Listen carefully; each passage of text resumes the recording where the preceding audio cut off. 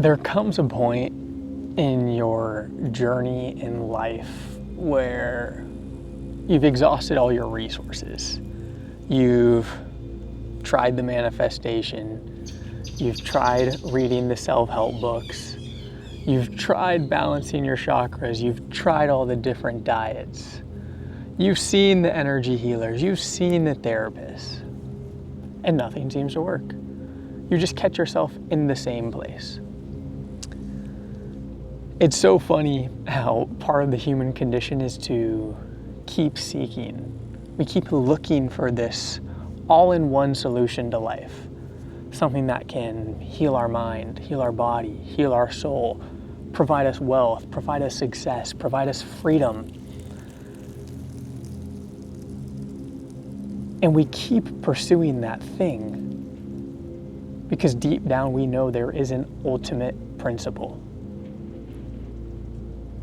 Over the course of my journey, I've dove down every rabbit hole. The esoteric rabbit holes, the manifestation rabbit holes, the metaphysics rabbit holes, the religious rabbit holes, the philosophy rabbit holes. And there's one principle that all practices talk about. But because society is programmed for separation, we are neglecting the thing that's right in front of us. Now, we can look at this in a variety of ways. But in the Bible they say, "Seek ye first the kingdom of heaven and his righteousness, and the rest shall be added unto you." In the Bible it also says, "Be still and know that I am God."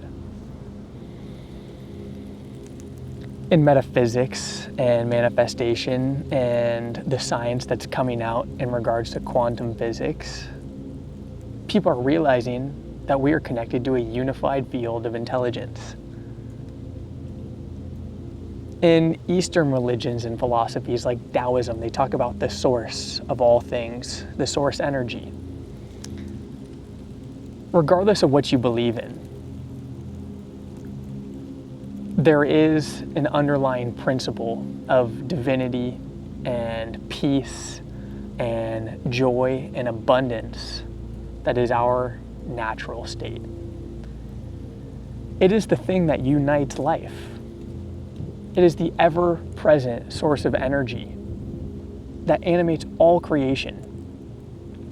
Now, I'm going to look at this from the lens of what it says in the Bible. Now, I grew up in a faith-based household, but not a religious one. My mom never had any conversations with us about God.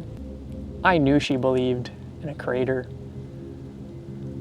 but I believe that she had so much faith that we would find our way to God naturally, because it's the way, the truth, and the life.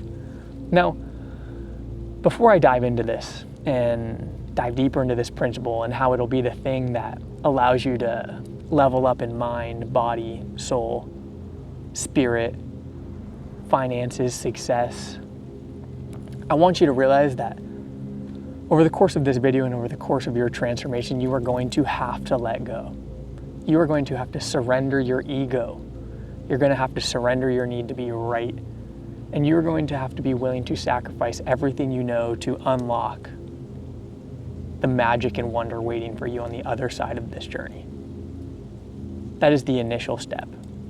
Now, the second thing is I need to give you a mental perspective and framework to look at this wisdom through. And you can look at life through this lens as well. Now, there's what I call first degree wisdom and second degree information. Let's start with second degree information. Let's look at that word, information. Second degree information is the human mind placing labels, definitions, systems, and frameworks onto an experienced concept. We place the word God on the divine energy that humanity has experienced over life. We place the word tree on a living thing in the environment. We place the word green as a color, right? That is second-degree information. That is us using intellect and reason to identify an experience. Now, first-degree wisdom is experiential. What do I mean by this? I mean that the true transformation you seek is an applied practice. We have to get through what the word says to get to what the word is saying. Let me repeat that.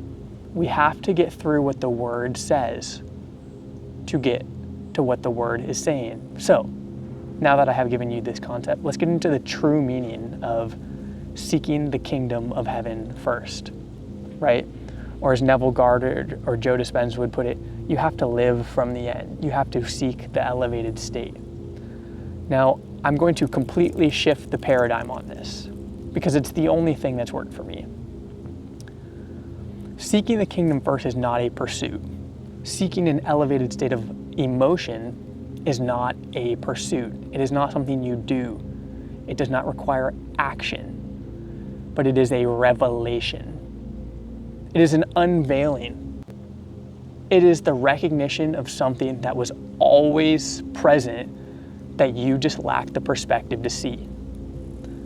The reason people experience so much resistance and struggle when it comes to transforming in this way is because they keep trying to force their way into the transformation.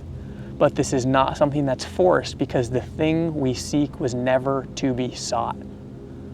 That's a paradox, which is why the human mind and intellect can only get you so far, because the human mind is dual. It says, well, if I don't have it right now, it has to be somewhere else. But no, that's not the case. The transcendence of the paradox is, I will no longer feel the lack in my life if I stop seeking. If you stop looking for something, you will no longer have that feeling of lack or that void within you. That's like the simplest way to put it. Now, seeking the kingdom first means you need to prioritize divine order. You need to be more Christ-like, metaphorically. You need to embody the traits of God, of the source energy. And I don't say this from an egoic place. I do not want anyone walking around this earth trying to be tyrannical or exercising some type of force or power upon humanity. It is actually the complete opposite of it.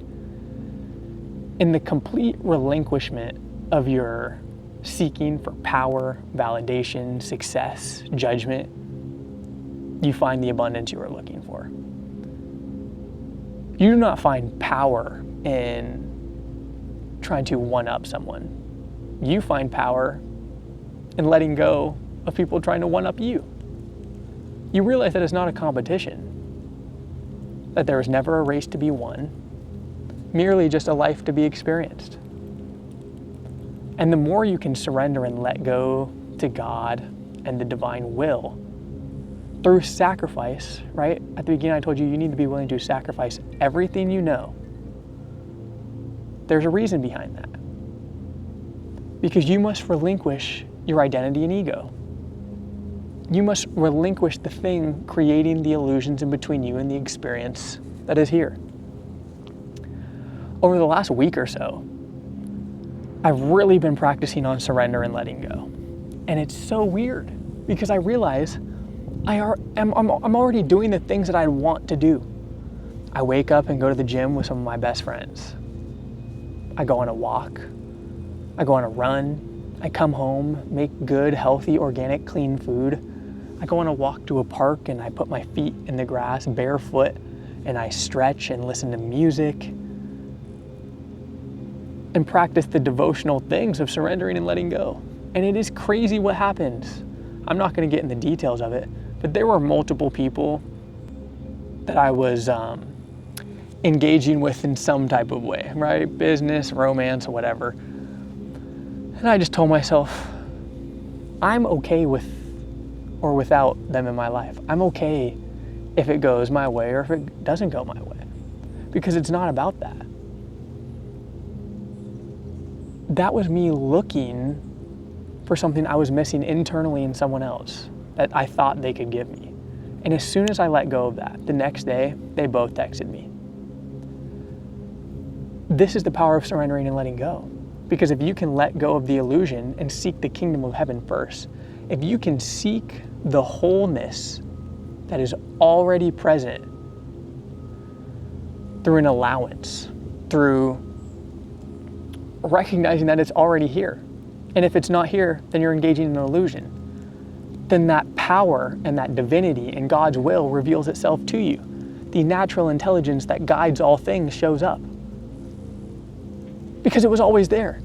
Our ego and our lower level of emotions kept us in a state of force. And with force, there's a counterforce, which is why we feel resistance, which is why we feel that pain in the moment, like something's missing, like we need to be somewhere else, like we don't have what we're looking for. The whole reason we have that is because we started from a place of lack and we were looking to fill the void. This is why it's about seeking the internal world. This is why I'm saying it's about organizing yourself internally through the divine order before any external pursuit.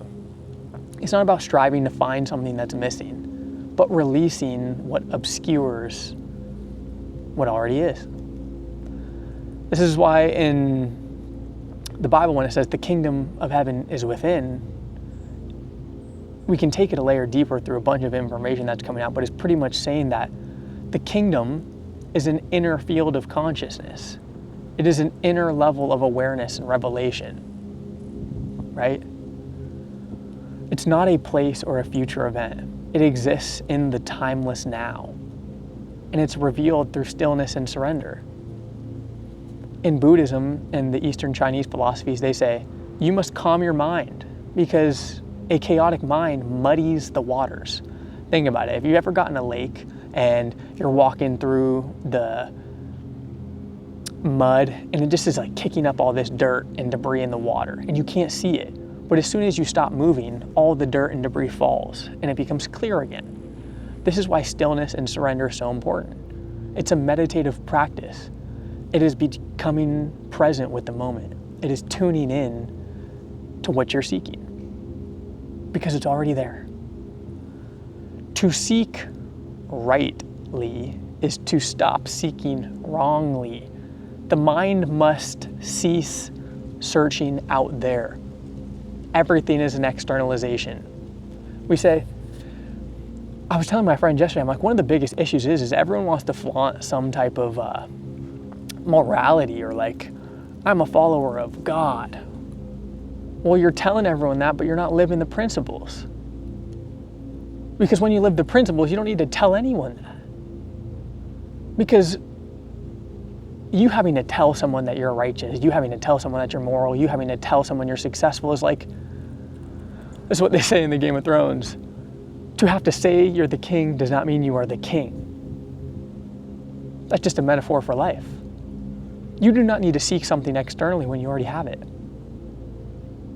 So, when you stop chasing that money, status, approval, or effort externally, and you turn your attention inward towards presence, virtue, and truth, through actually living these principles, not through taking notes, not through watching YouTube videos, but go put your feet in the grass and listen to the breeze and silence your mind and realize that there is an intelligent creator.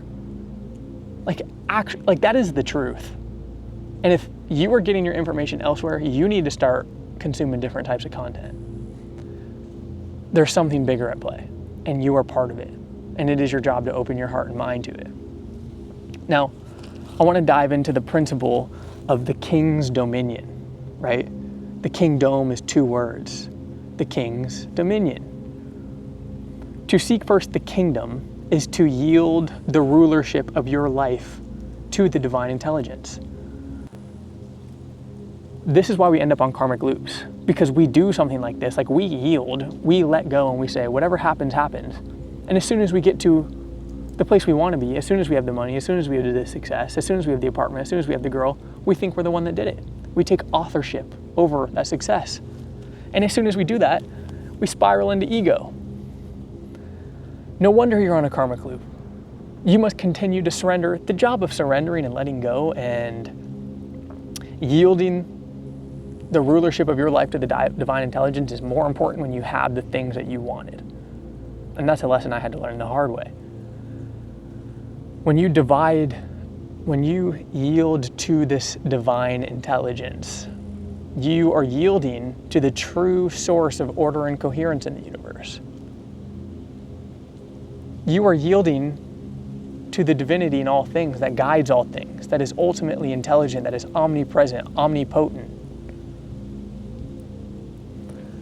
Once again, I'm going to circle back to one of the things I said about 10 minutes ago in this video.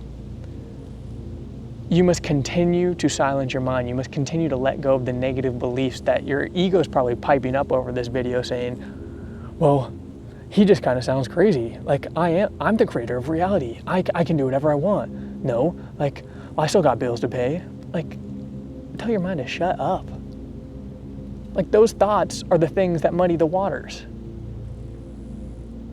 I'm sitting here and I just feel complete silence and stillness internally. Even though I'm talking, I can hear the breeze. I can see the leaves and the vibrant green. I watch nature do its thing, but I'm here with it. I am a part of the scene just as much as the roots in the ground or the trees that sprout 50 feet in the air above me. That's the essence behind these principles, is realizing you're not separate from it. You're right here with it. And from there, your body, mind, soul, your biology starts to repattern itself. Everything is energetic. So the more you resonate with the divine coherence and the order of the universe, your mind's going to repattern to have thoughts that are more whole and harmonious. Your energy is going to stabilize and align with the powers of peace and joy and freedom, because you're no longer bound by the illusion of force, of anger, fear, guilt, doubt. This is why they say, like in the Bible, like Jesus was the sacrifice. Like, we don't have to do anything to attain that grace and divine will from God.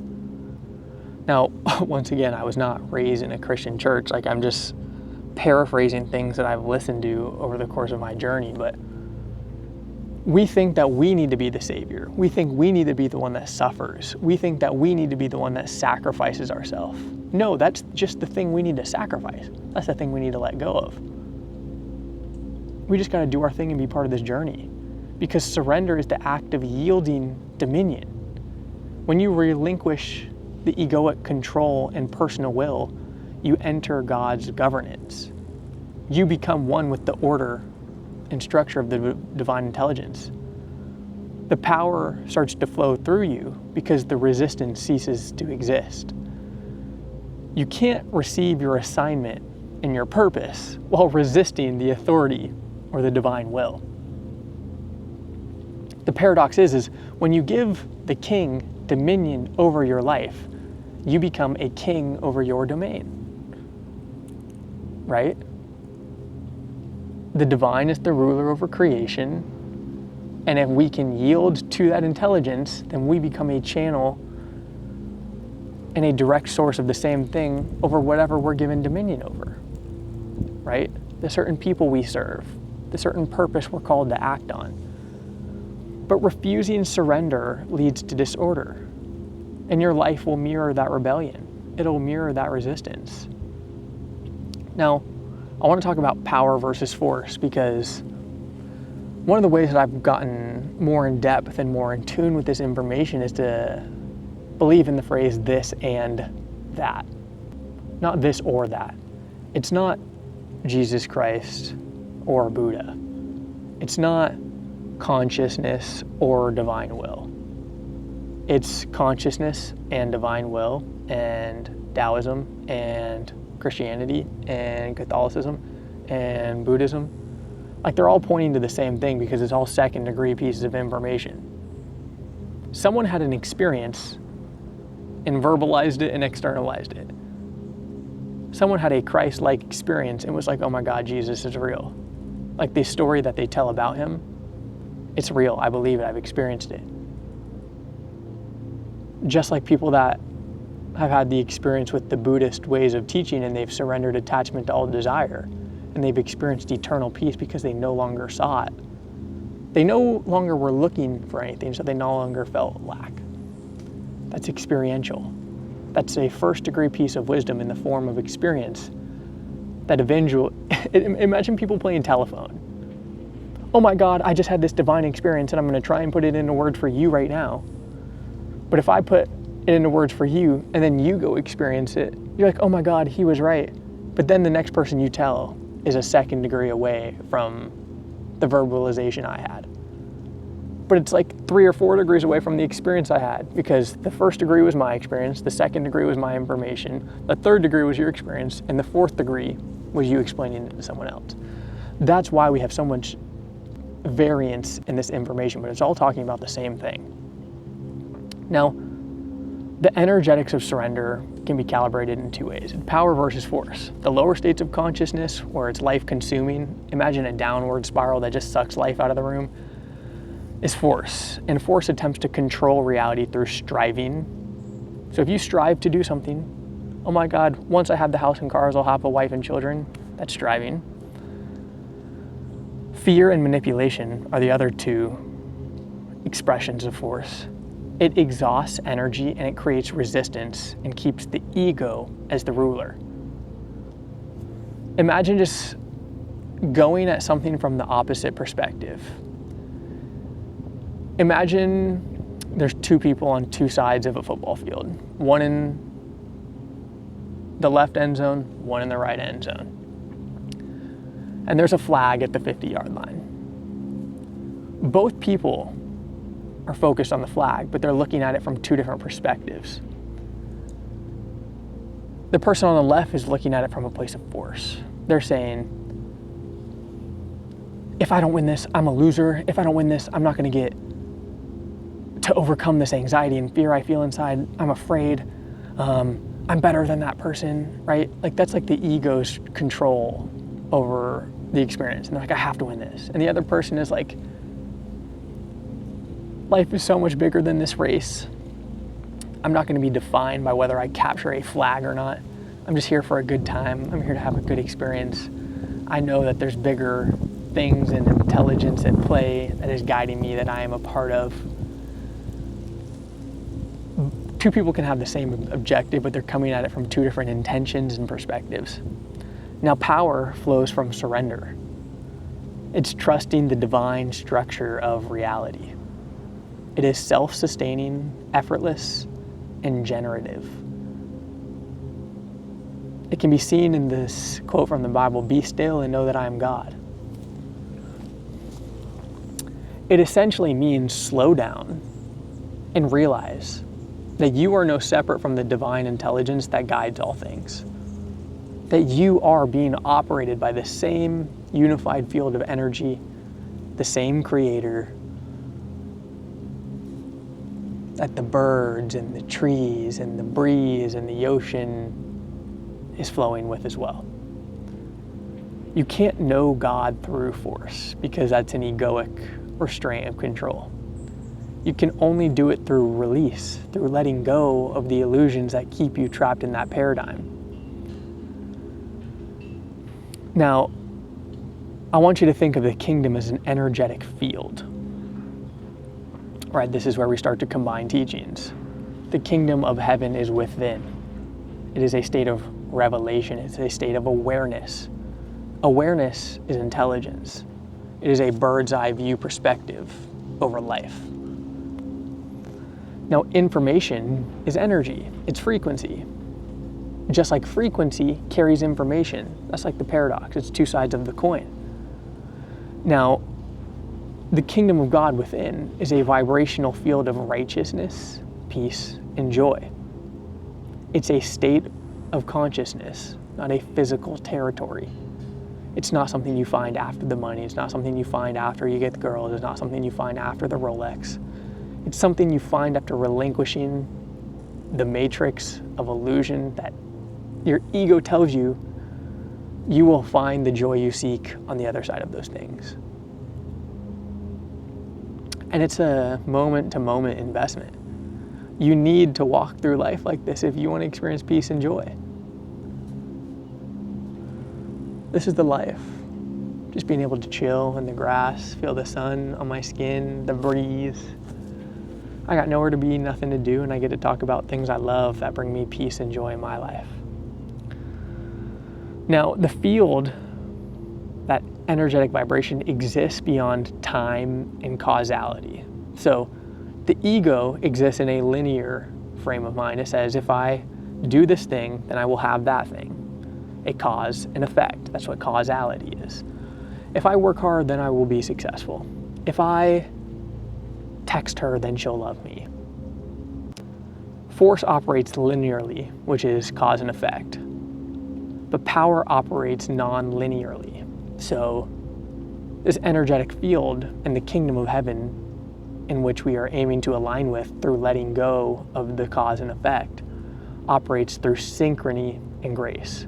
You know when you see angel numbers, or you think of someone and they call you, or when I was telling you, as soon as I let go of those two people, they reached out to me about things romantically or whatever. That's what synchronization is. Because I let go of a incoherent energy, an energy that was chaos and not clear, which was manifesting the experience I didn't want. And I said, you know what, fuck it, I'm gonna let go. And I got coherent. The energy field immediately shifted, and I immediately attracted things that I once sought. I literally didn't do anything. I literally removed them from my consciousness and they magnetized to me. Like, that is not normal. That's just like a synchronicity. It happens instantly. But you can't say, oh my God, as soon as I surrender, I'm gonna get what I want instantly. No, that's still the ego trying to control it. You actually have to let go. You actually have to find grace and peace in this wisdom. Like, that's the thing, is you no longer need to seek when you live this way. You no longer need to seek when you are living from the kingdom of heaven. I have nowhere else to be because I'm doing the thing that I want to do. That's it right there. Now, there's a few limiting beliefs that we need to transcend in order to go from a place of force to power. The first one is, we think that when we let go of the desire, which means I won't get it. No, that's an illusion, that's force, because desire is a control mechanism. It's holding on to that which blocks the flow of energy, versus the power of it is letting go actually dissolves the resistance. You no longer needing something lets go of the resistance that was preventing you from having it. So God provides. Now, the second limiting belief is, I have to work hard to prove my worth. Like, I can only attain things through hard work, effort, and suffering. No, because the illusion there is that our worth is attained through struggle, versus the power is the worth is intrinsic. Like, we are already whole because we are one with the Creator. Man was created in the image of God, so there's no need to find that worth elsewhere. Like, we are intrinsically saved through the divine will and grace of God. Work can become play. Wow, light bulb moment. I'm kind of getting some chills. This is my work, and I'm at play. Like, I'm literally just playing in the grass right now. That is so funny. See, I'm even have light bulb moments in revelation in real time. This is why I talk about this stuff. Now, the third one is that we believe suffering is good. Hustle culture, baby. Fuck that. Literally fuck that. I'm trying to chill. I'm trying to be at peace. I'm trying to have energy, not exhaust it. We believe that pain is virtue. We believe that self-punishment equals holiness. If I sacrifice everything, then God will love me. No, God loves you, so you don't need to sacrifice anything. You just need to fall into His grace and will. The love is redemptive. That's why they say you're redeemed. It's all good. One of my favorite songs, they say, you're already forgiven. You don't have to go the distance. Take what you've been given. Every one of us is destined. Like, we're already what we seek. You're already whole. You already have purpose. Just stop engaging with the illusion.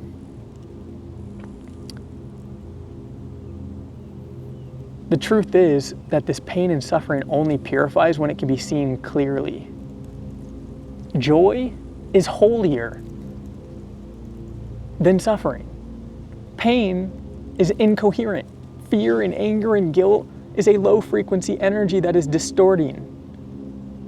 But joy is a high frequency of wholeness.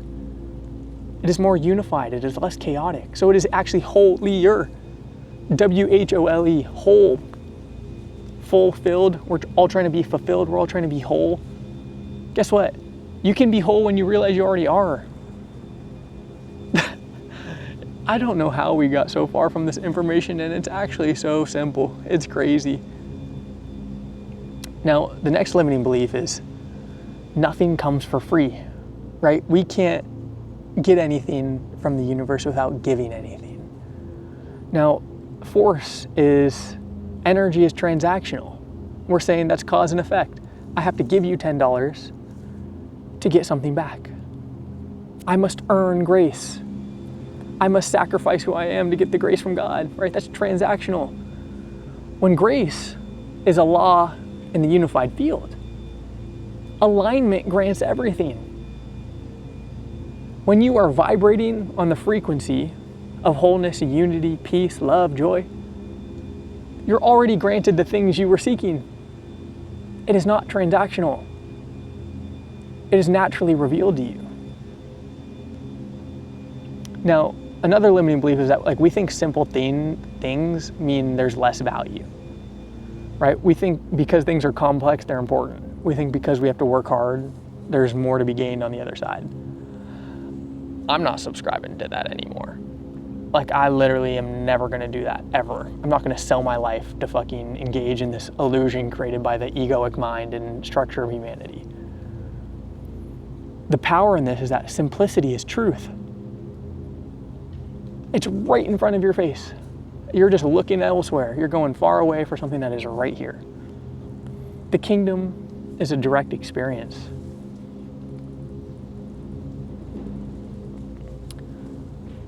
Now,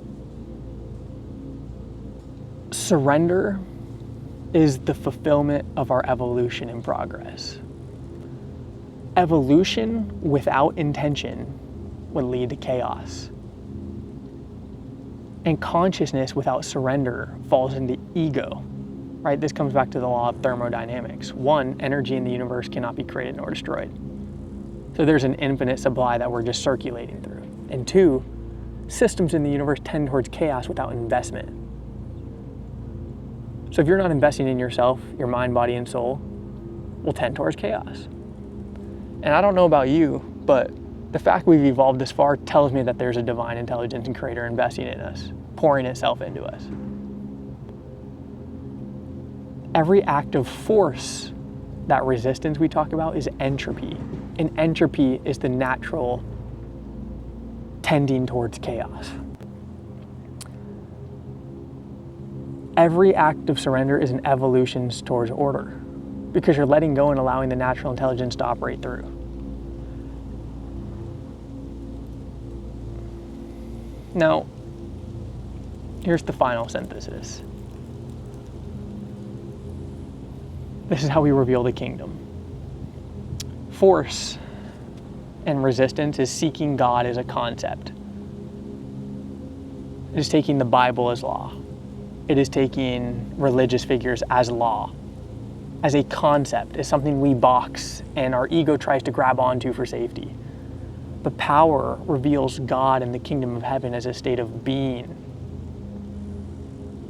Think about it. It's something you just allow. You can't force it. You can't find it elsewhere. You just gotta let go and silence your mind. Force asks, what must I do to deserve it? And power knows, I'm already what I seek. Force uses effort to climb to heaven, and power sees heaven unfold within. through letting go of the force. The moment you stop striving for the kingdom, you are standing in it. To seek the kingdom is to stop searching for meaning and struggle and discover divinity in surrender. You don't give up dominion, you inherit it. And all things in their proper order are added unto you. Ladies and gentlemen, I got nothing but love. I hope this resonates with you. I'll see you in the next one. Peace.